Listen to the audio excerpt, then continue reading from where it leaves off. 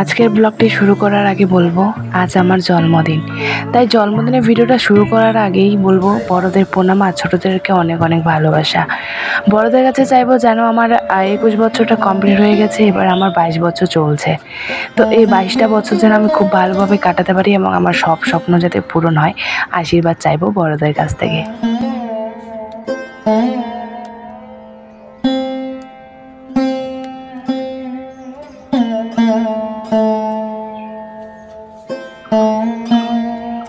প্রত্যেক মাসে 3টা দিন গাছগুলো অনেকটাই কষ্ট করে থাকে। এই ফাটা রোদে গাছগুলো এক ফোঁটা জল পায় না। প্রত্যেক মাসে গাছ প্রবলেমের জন্য আমি গাছগুলোকে 3 দিন জল দিতে পারি না। এই রোদে গাছের অবস্থা তো প্রচণ্ডই খারাপ। আজ পুজো দিয়ে বিকেলেই জল দেব।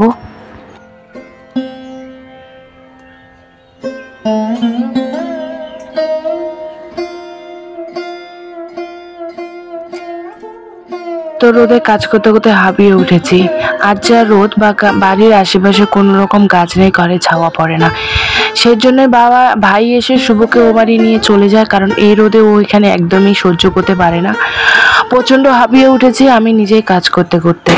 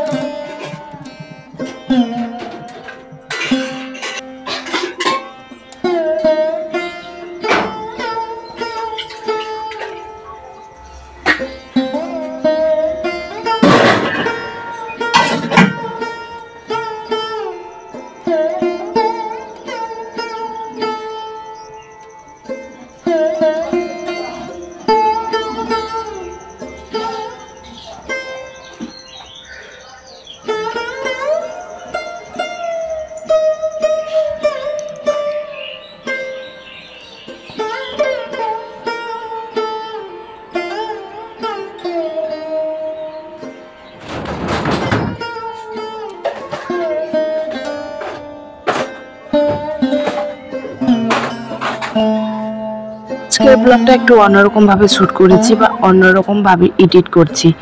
জানি না তোমাদের কেমন লাগছে, আর চেষ্টা করছি একটু তোমাদের ভালো লাগার মতন ব্লগ করতে। একঘেয়েমি ব্লগগুলো তো আমিও ক্লান্ত, তার মধ্যে ভিউজ নেই, সত্যি অনেকটা খারাপ লাগে। তাই আজকে অন্যভাবে এডিট করে অন্যভাবেই তোমাদের সাথে শেয়ার করছি। জানি না তোমাদের কেমন লাগবে। চলো তাহলে ব্লগটা দেখতে থাকো।